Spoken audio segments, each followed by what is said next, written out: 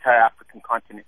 Now, turning the gears and talking about human rights, it was human rights organizations, or so-called human rights organizations, I should say, that came up with one of the original allegations against the Libyan government, the Libyan Arab Jamahiriya, and this was that Gaddafi was killing his people in Benghazi, 6,000 people.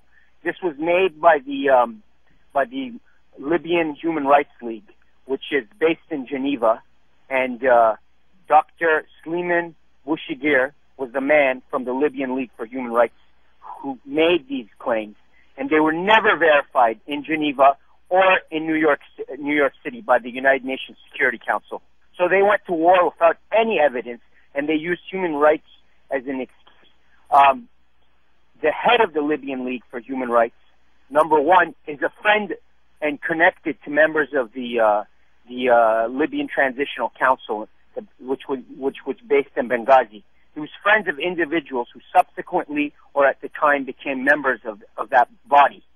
Not only that, he has written a thesis about destroying any country's potential, specifically the Arab countries, but it can be applied to the African continent, to development there, to Asia, Latin America, to Russia. He specifically he offered a thesis about how to prevent them on using the oil weapon or their economies as weights in international relations. And this was very heavily relied upon in strategic circles in the United States, and he's quoted many times. You can find his work been quoted many times.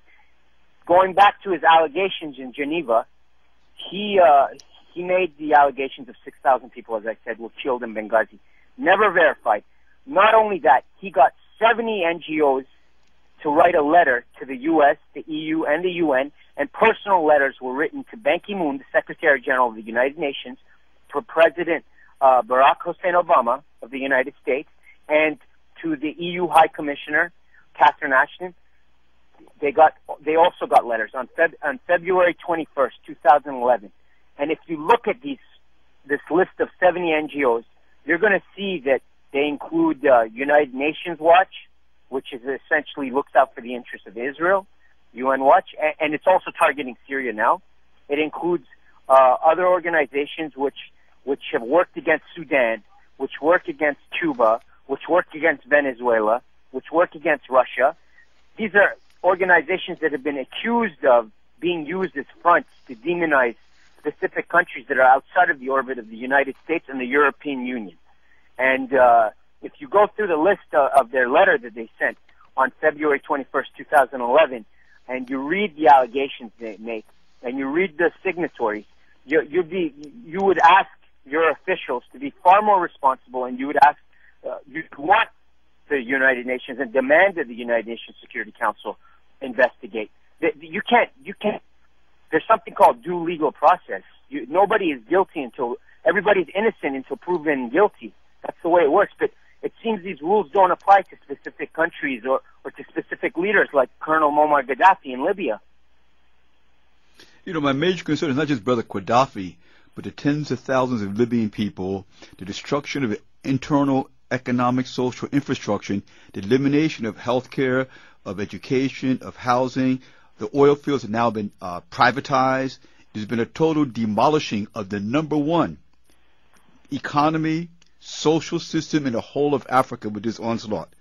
And so this is a position why Freedom Now, for instance, is continually to expose the contradictions in terms of this allegation of the Jamahiriya being anti-people, when in fact they're pro-people, and the new government that's coming into power is being controlled by multinational corporations and it's anti-people. You know, I'd like to add something here. This is a very, very important point that Mahdi has brought out, because what the research that he has just provided us indicates that there was one man who was willing to put forward the lie onto the international scene, and then use his friendships, his relationships with people who were similarly situated in the human rights community, or the so-called human rights community to get them to become signatories to this letter. And the bombing that we see, the collective punishment, the massacres, the targeted assassination attempts, the actual assassinations that have taken place have all been the result of this little group of people who decided that bombing the heck out of Libya, their own country, was preferable to struggling inside the country for whatever their policy objectives were. I'm looking at the signature list for urgent action on Libya. I'm looking at 85 so-called NGOs or Chinese writers, National Endowment for Democracy, which seems to be the major financier of not only destabilization in Libya, but historically has been used for destabilization in Chile, among other societies, in terms of the destruction of democratic regimes. Don. Yeah, yep. You know, there's something that's interesting that bears directly on this. Only a month prior to this letter in February, there was a draft report issued by the United Nations that listed the conditions inside Libya with respect to the political conditions, including the judicial system, the economic conditions, the social conditions. And if you read that report, you know, you'd want to elect somebody in the United States that could do that here. Mm-hmm. And this was issued by the United Nations. It was prepared in December and presented in January. And yet a month later, based on no evidence, I mean, Mahdi's very clear about this, and he's absolutely correct. There was no fact-finding done. Gaddafi even was saying, bring people here and come look before you act. See if these things have happened.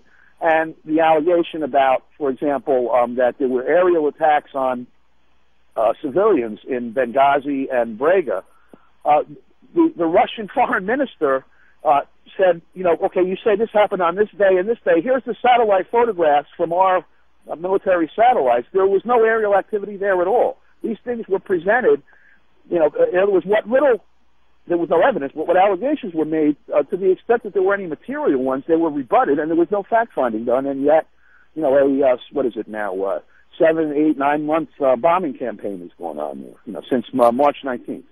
But now this is strikingly similar to the modus operandi that was used with respect to Afghanistan.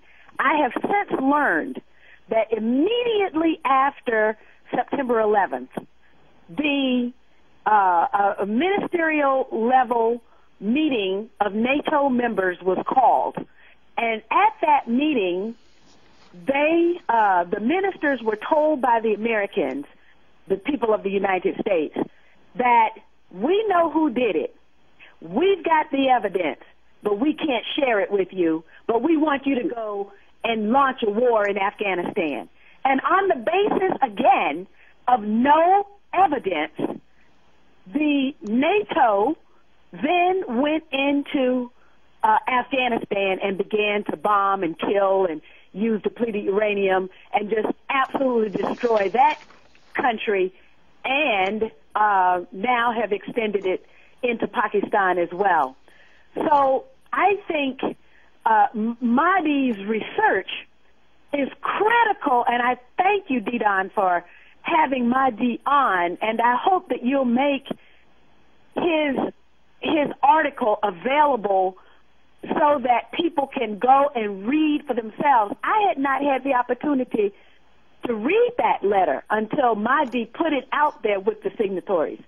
And it just so happens that during the time that all of this was supposed to have taken place, there was a delegation in Tripoli that was being received by the entire leadership of Libya, because they were bringing Africans and people in the African diaspora in to try and rebuild Africa, starting with Libya, if it is impossible for people of African descent to live in dignity where they are in the diaspora. The invitation was to come back home.